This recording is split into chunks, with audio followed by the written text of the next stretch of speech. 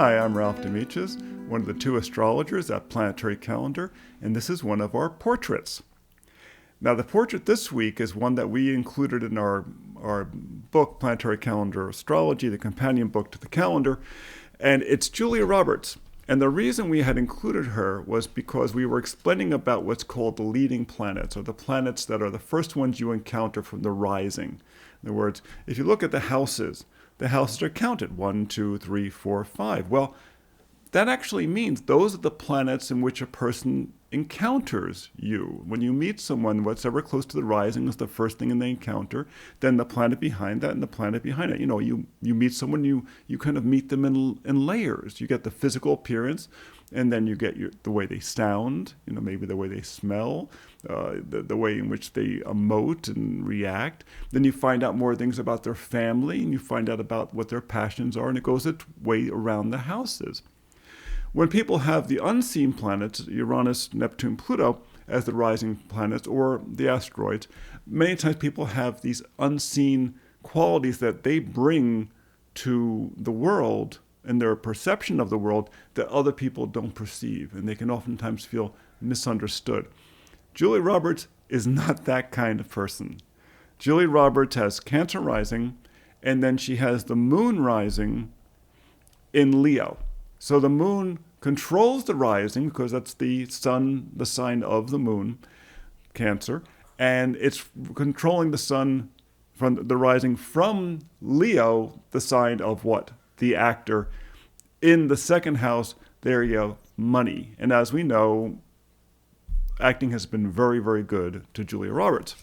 Now, because the moon, the most visible after the sun of the heavenly bodies, is right there, and it's feminine, the first impression you get of her is Cancerian, that she's very much a woman, and the moon, but a standout woman. Everyone talks about her 1,000-watt smile. Well, that's the moon in Leo. In the second house, the house of Venus. So her natural beauty is evident in this very leonine, very feminine way. Right behind there, at 1 degree Virgo, conjunct Pallas Athena, is Jupiter. The guy in the plaid suit, the biggest of the planets. It makes everything bigger. And it's in the third house of communications, in the sign of Virgo, the planet of Mercury, the sign of Mercury, right, who is all about communication, though she does not have Mercury in Virgo, but controlling that house. So she communicates in a big way. She's a dramatic communicator. Pallas Athena's there, the warrior goddess, so it gives a certain sense of her independence, but also gives her great skills with communication. And Jupiter loves to engage with people, and anyway, because it's a mutable planet, rules mutable signs, Sagittarius and Pisces. But now it's in a mutable sign, the most human of the signs, Virgo, is the symbol of the human body. So she has a tremendously relatable way of communicating, right? So this great femininity followed by this tremendous ability to communicate. And what's right behind the Jupiter and the Pallas, also in Virgo, Venus. So we've gone from the moon, the feminine icon, to Jupiter, making everything bigger in the feminine sign. At the star Regulus, the heart of the line, the star of Regulus is about 30 degrees Leo, 1 degree Virgo now. Jupiter's right there, which is definitely a success sign. I imagine if you found a lot of people born close to her when Jupiter was at Regulus, you'd find a lot of very successful people if the planet was well placed, followed by Venus in Virgo, a tremendous position for an actress or an actor because it gives great mutability in their artistry. And the thing about, being a movie actress especially, you have to really work for the director. You have to work with what the director wants to do and what the writer has created. So it's about having your artistry be in service to the other people on your team. And Venus in Virgo is really good at that. That's just one of her talents. It's conjunct Pluto and Uranus loosely, which is a generational thing, but that particular generation, she was born in 67, October 28th, 67, has, this was very much the Gen X. This was the generation that felt to a certain extent isolated by their technology and connected by their technology at the same time. You know, they could be away from the world and yet connected to the world at the same time. It's a very interesting generation. But connecting the Venus to that, it adds a certain excitement and also a certain sexuality to her position. Pluto's a very sensual planet. Uranus is very exciting. It combined that with her Venus, it gives a certain excitement to her femininity. Remember, so much of this now has been all about her feminine self, and these are her leading planets. So she comes across as thoroughly a girl, thoroughly a woman. And the thing about people who tend to be successful in things like this is that your first impression of them tells you exactly who they are. It makes you feel safe with them, because you can tell who they are. When you have people who have a lot of unseen planets at the rising, sometimes people don't feel safe with them because they feel there's more going on than what they can perceive. It's an interesting thing. But when you can see what it is, it's like going to a store and you can see right into the windows, see what do they sell. You go right in because you feel safe. If you go there and it's kind of dark and you can't quite see down the entranceway, you're a little more hesitant. But this is a case of her windows are open. What you see is what you get. Who's right behind the Uranus Ceres, the largest of the feminine asteroids, right? Also in Virgo, and right behind there in Libra, the sign of partnership in the area of the home, conjunct the part of fortune, her earth grounding, Juno, the marriage asteroid. I mean, how much more feminine can you get than this? And this is part of her great appeal, is this, you know who she is. Now, what's interesting is that she has the Sun and Mercury and Neptune all in Scorpio, all in the 5th house, with the Neptune trine the rising.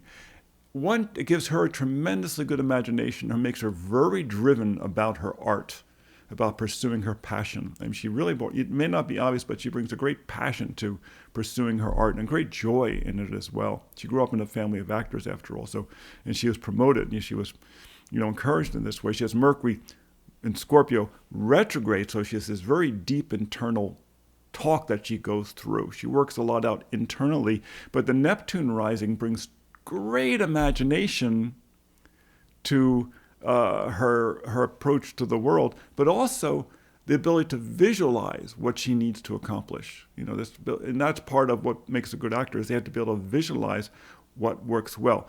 Now, what's interesting is that she has those great high cheekbones. That's a Capricorn trait. Where did that come from? We started off the Cancer, Leo, no. What does she have in Capricorn? She has Mars in Capricorn, where in opposite in the 7th house, 3rd degree of Capricorn. Capricorn is what's called the exalted position of Mars. And that's interesting because as you go through these different signs, there's extrovert and introvert signs. This is the only extrovert, what you call a rulership, exaltation in her chart. And it's in Capricorn, the sign of industriousness. It's a very hard-working person. People with Mars in Capricorn have tremendous endurance. They just stick to it and they'll keep climbing. They're remarkable in that way. And she has that Mars in Capricorn, gives her those nice high cheekbones, right? To go with the great hair that comes from the moon in Leo in the 2nd house, the sense of beauty. The Leo also, like I said before, gives that great smile.